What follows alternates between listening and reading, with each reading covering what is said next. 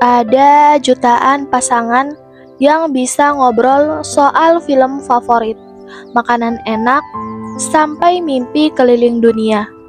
Tapi tiba-tiba canggung kalau ditanya uang tabungan kita ada berapa atau siapa yang bayar. Banyak yang berjuang mati-matian terlihat bahagia, padahal di dalam hati ada perasaan takut. Takut pasangannya tahu ia punya hutang. Takut dibandingkan penghasilannya. Takut disebut matre hanya karena menginginkan kepastian. Kita diajari mencintai dengan sepenuh hati, tapi tidak pernah diajari bagaimana mengatur hidup bersama. Padahal dalam hubungan, cinta perlu kejujuran, termasuk kejujuran soal uang. Dan semua hubungan yang kuat dimulai dari satu hal sederhana, yaitu berani berbicara. Uang memang tidak pernah menjamin cinta akan langgeng, tapi hubungan yang tidak bisa jujur soal keuangan pelan-pelan akan retak tanpa perlu orang ketiga. Berani berbicara soal uang bukan matre. Itu soal kesetaraan, kepercayaan, dan kedewasaan. Saat kalian mulai membicarakan keuangan, kalian sedang membicarakan masa depan yang ingin dibangun, kebiasaan yang ingin diperbaiki, dan rasa aman yang ingin kalian berikan satu sama lain. Jangan tunggu masalahnya membesar, genggam tangan pasanganmu, dan katakan dengan lembut, "Kita satu tim, mari kita rencanakan hidup kita bersama."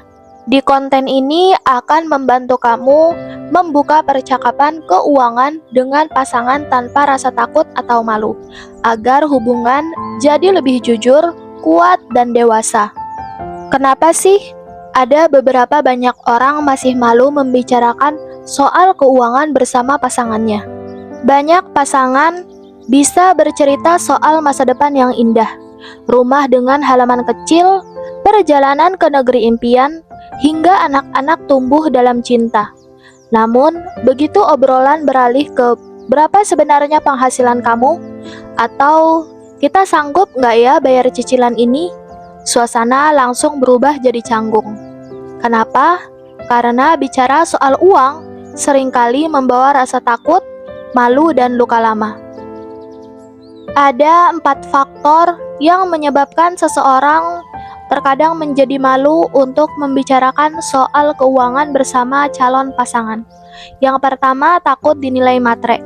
Ada rasa was-was kalau keinginan hidup layak dianggap hanya mengejar materi. Banyak orang memilih diam daripada dicap, "Ah, lu mah cuma peduli duit doang." Padahal memperjuangkan keamanan finansial bukan berarti kehilangan cinta, tapi justru menjaganya tetap waras.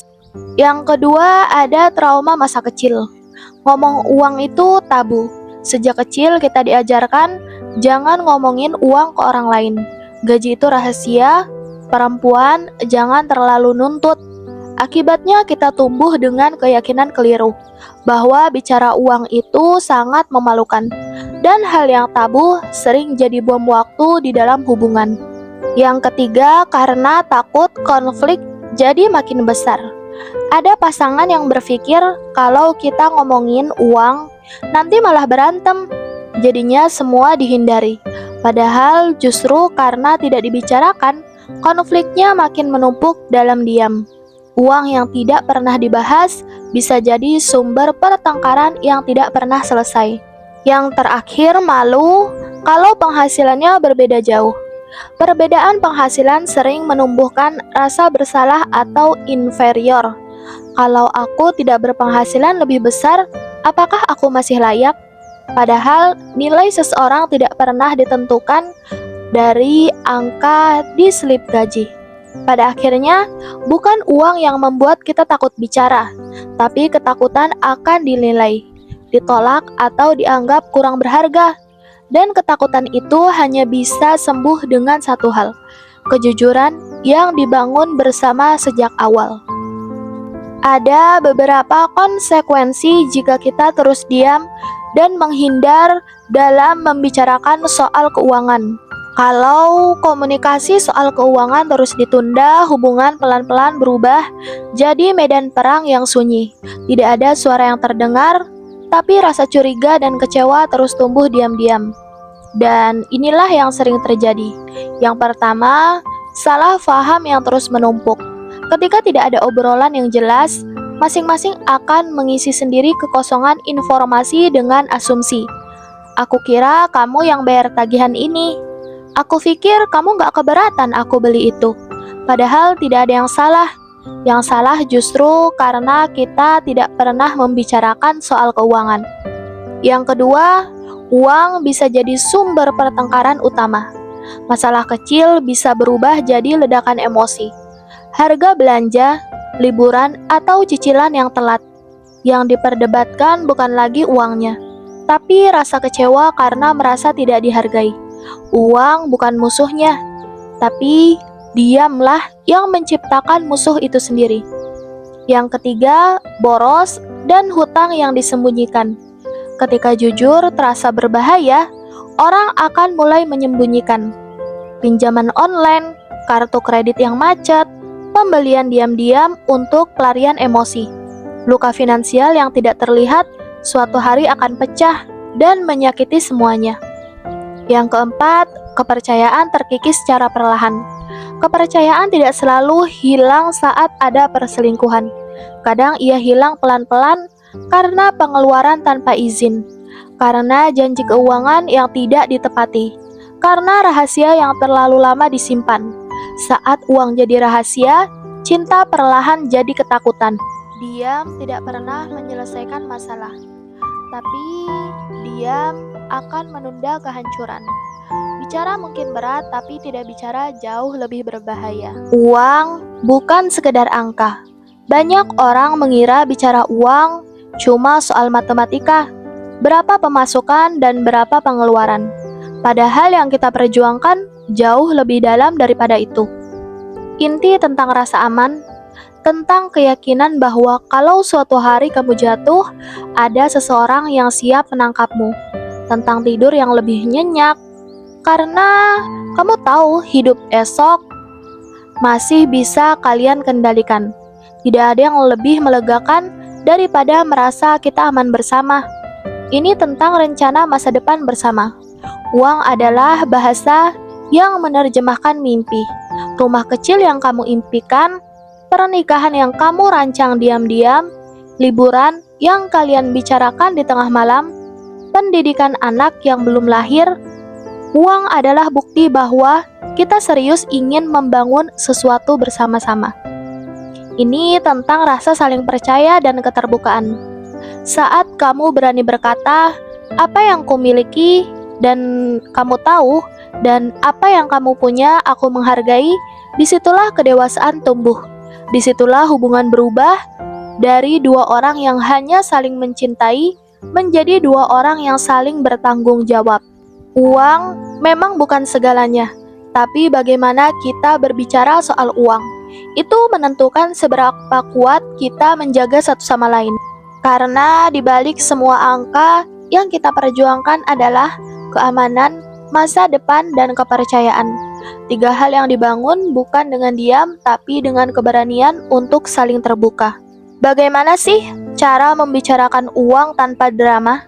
Bicara soal uang memang bisa menegangkan, tapi bukan berarti harus jadi pertengkaran setiap kali dibahas.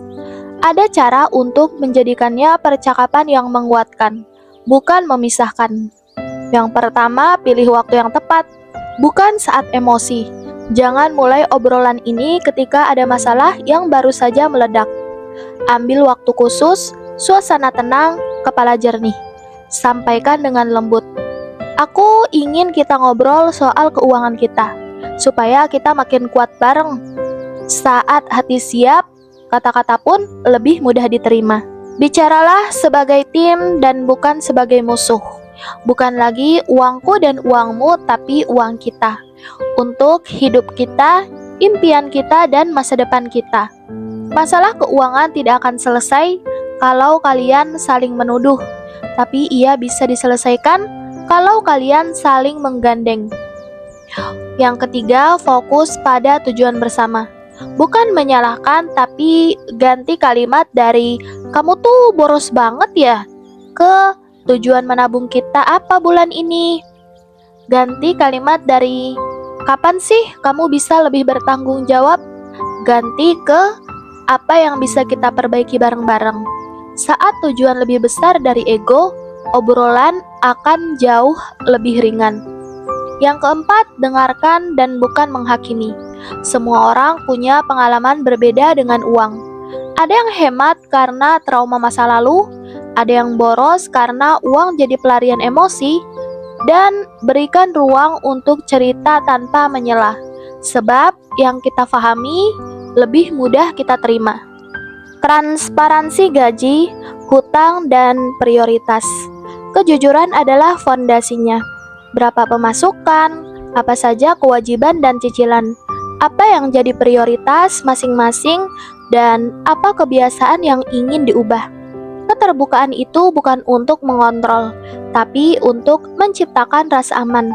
Ketika kalian bicara uang dengan cara yang benar, yang bertambah bukan hanya saldo, tapi juga kedekatan dan kepercayaan. Buat aturan main keuangan berdua. Hubungan tanpa aturan keuangan itu seperti kapal tanpa kompas. Jalan tapi tidak jelas akan tiba di mana. Maka perlu ada kesepakatan bersama agar semuanya tetap sehat dan adil. Ada 4 pilar yang bisa dimulai. Yang pertama, akun bersama vs akun pribadi. Tidak harus semua uang digabung. Yang penting ada ruang bersama dan ruang masing-masing. Akun bersama uang untuk kebutuhan rumah tangga. Akun pribadi untuk kebebasan pribadi, seperti hobi, hadiah, atau untuk diri sendiri. Dengan begitu, kalian menjaga kebutuhan hubungan tanpa menghilangkan identitas masing-masing. Yang kedua, pembagian tanggung jawab finansial. Keadilan bukan berarti dibagi sama rata, tapi dibagi sesuai kemampuan. Misalnya, yang gajinya lebih besar mengambil bagian yang lebih besar. Yang gajinya lebih kecil tetap berkontribusi sesuai kemampuan. Bukan siap bayar apa saja, tapi bagaimana kita saling menopang. Yang ketiga, budget, kebutuhan atau investasi hiburan agar tidak ada drama dan sepakati batas dan tujuan. Yang pertama ada kebutuhan pokok seperti makan, tagihan, dan transport. Yang kedua ada investasi dan tabungan, dana darurat, dan masa depan. Yang ketiga hiburan dan self-reward, tanpa rasa bersalah. Karena hidup bukan cuma bertahan, tapi juga menikmati perjalanan bersama. Yang keempat, review rutin bulanan per 3 bulan. Ini bukan audit, tapi quality time tentang finansial.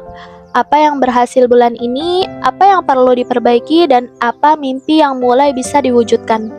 Kalian akan terkejut betapa romantisnya rasanya ketika kalian sama-sama bergerak ke arah mimpi yang sama. Aturan main bukan untuk mengikat, tapi untuk melindungi hubungan dari salah paham dan rasa tidak adil. Karena ketika semuanya jelas, cinta bisa bernafas lebih lega. Uang sebagai bahasa cinta. Ketika dua orang memutuskan berjalan bersama, yang mereka bawa bukan hanya hati, tapi juga masa lalu, kebiasaan, dan cara masing-masing memandang uang. Mengatur keuangan berdua bukan hal romantis yang sering ditampilkan di film, tapi justru di sanalah cinta diuji dan dipertegas. Karena uang adalah tanda keseriusan. Saat kalian mau membicarakannya, merencanakan dan bertanggung jawab satu sama lain, itu artinya kalian tidak hanya ingin mencintai hari ini, tapi ingin memastikan cinta itu masih ada besok. Uang bukan pengganti cinta, tapi ia membantu cinta bertahan dalam kenyataan. Membangun hidup yang setara dan saling dukung. Tidak ada yang lebih indah daripada hubungan yang tidak saling meninggikan diri dan merendahkan yang lain. Yang kalian perjuangkan adalah kebahagiaan yang adil. Yang kalian bangun adalah kepercayaan yang utuh. Di dunia luar mungkin berkata cinta itu cukup. Tapi kalian tahu nggak sih, cinta yang sehat selalu disertai komitmen untuk bertanggung jawab bersama. Dan terkadang cara mencintai yang paling nyata adalah ketika kalian duduk berdua, menghitung mimpi, mencatat harapan, lalu berkata, apapun yang terjadi, kita tetap satu tim.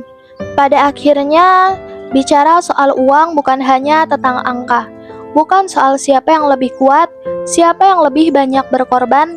Ini tentang kamu dan dia yang memilih untuk saling menggenggam tangan meski dunia terus menuntut dan menekan dari segala arah. Akan ada masa sulit, tagihan yang tiba-tiba datang, keputusan yang terasa berat, dan impian yang belum juga terwujud. Tapi hubungan kalian bukan dinilai dari berapa banyak uang yang dimiliki, melainkan bagaimana kalian menghadapi semuanya bersama. Kita tidak harus sempurna untuk saling mencintai. Kita hanya perlu jujur untuk saling percaya dan berani untuk terus berjuang bersama. Karena cinta bukan hanya kata "aku sayang kamu". Karena cinta adalah saat aku berkata, "Kamu tidak sendirian. Aku masih tetap di pihakmu. Kita akan baik-baik saja." Dan itulah cinta yang sebenarnya. Terima kasih sudah menonton sampai akhir. Jangan lupa ya, like, komen, dan subscribe YouTube kami. Tulis di kolom komentar kalau kamu sudah membicarakan keuangan bersama calon pasanganmu. Terima kasih.